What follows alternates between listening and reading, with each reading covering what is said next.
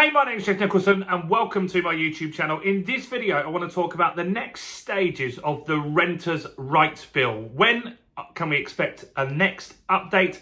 What could that update be? And is this still bad news for landlords? Because this content, when we've been talking about it, has got really high views and had so much conversations about the impact that this is going to have on the rental market. Now, if you're new around here and you want to stay up to date on content just like this, do make sure you subscribe to the channel over there and hit that bell notification. We've got new property content on the Renters' Rights Bill, the Leasehold Reform Act, interest rates, house prices, investing in property, and much more. So that's the reason to subscribe. And let's get some more views on this video by smashing like, tickling like, doing something to that like button. That helps with the YouTube algorithm and really helps the channel grow. So thanks to everyone that does that. So what's going on? Well, the Renters' Rights Bill is moving forward at a pretty fast pace.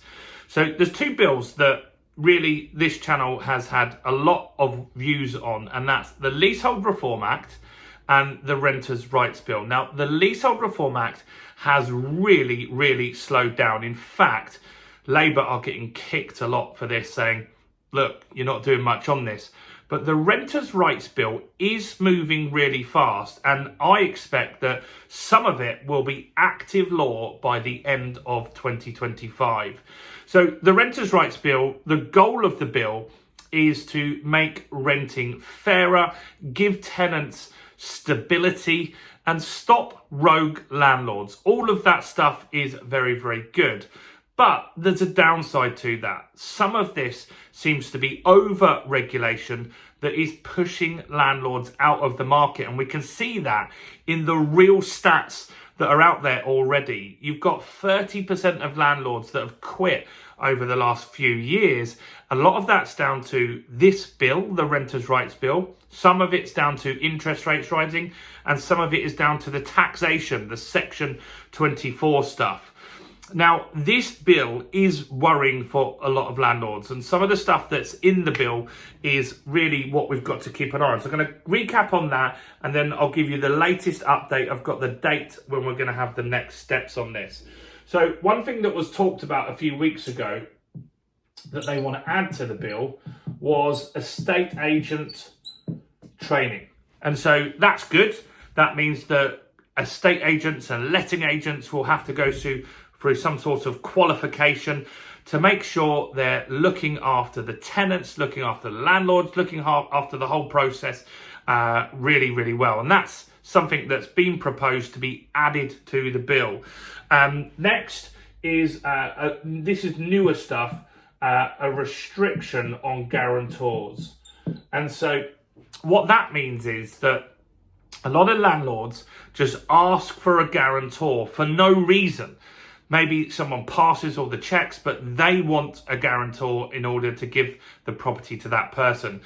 Now, they're making it in the Renters' Rights Bill that you've got to have a real reason for someone to have a guarantor. And that could be, for example, that they don't pass affordability, or they've got slightly bad references, or they've been unemployed and just started working again. These sorts of things are reasonable, and so that's something that we'll see in the bill going forward.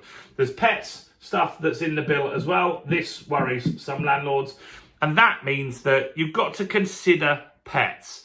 Now, if you own a flat and that's a leasehold property, and in that leasehold it says that you can't have pets in the property, then you can, well within your rights, say to the tenant, you can't have pets. But you've got to consider it. They've got to put it in writing to you, and you've got to respond to them in a formal way, whether you agree that they can have pets or not. So that's one thing. The biggest problem that people have with this bill is something called Section 21. Now, in some versions of the bill, early versions, the goal was, and this is the headline for Labour, is to abolish Section 21. And Section 21 is a no-fault eviction, meaning you can get rid of a tenant for any reason. Now, in some amendments that have been tabled that will be considered in the next reading is various reasons that you can get rid of people. And there's a ton of them in there, that they will allow you to easily get rid of someone that's in rental arrears, causing problems with the property, and those sorts of stuff. So that kind of, you could get rid of Section 21 in the headline, but bring back into it reasons, and lots of reasons, that you can get rid of a tenant if there is problems. So that's interesting to see. That's been tabled very recently. Student accommodation. Now, what they said in the Renters' Rights Bill is that tenancies would be periodic, meaning a 2-month notice. That's being reconsidered at the moment. That's something that we need to see in the next update. But it's looking likely that you would be able to get a 12-month tenancy with somebody going forward. So that's something good.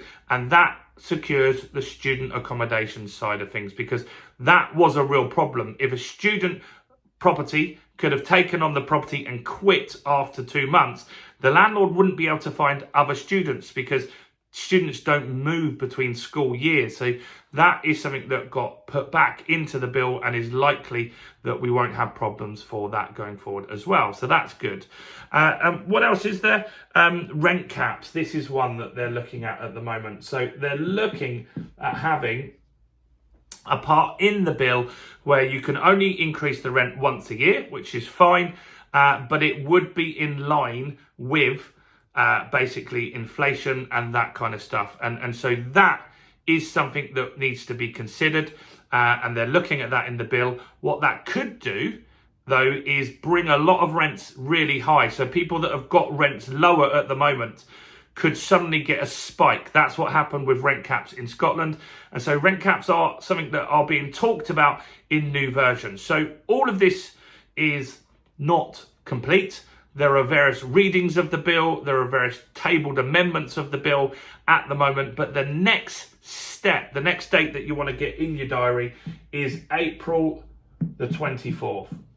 So after Easter, they come back, the MPs, on the 22nd. On the 24th of April is the next big update that we'll get in this bill. And it is moving quickly. So that will be about the 3rd time that they've talked about that already in 2025, which is really fast, considering the leasehold reform hasn't really had much this year so far. I think this bill will continue to move quite quickly. I think you'll see this in April.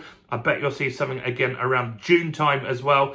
And at that point, you might get all things coming together, and we'll get a better understanding on how this bill will finally end up. But lots to play for here at the moment.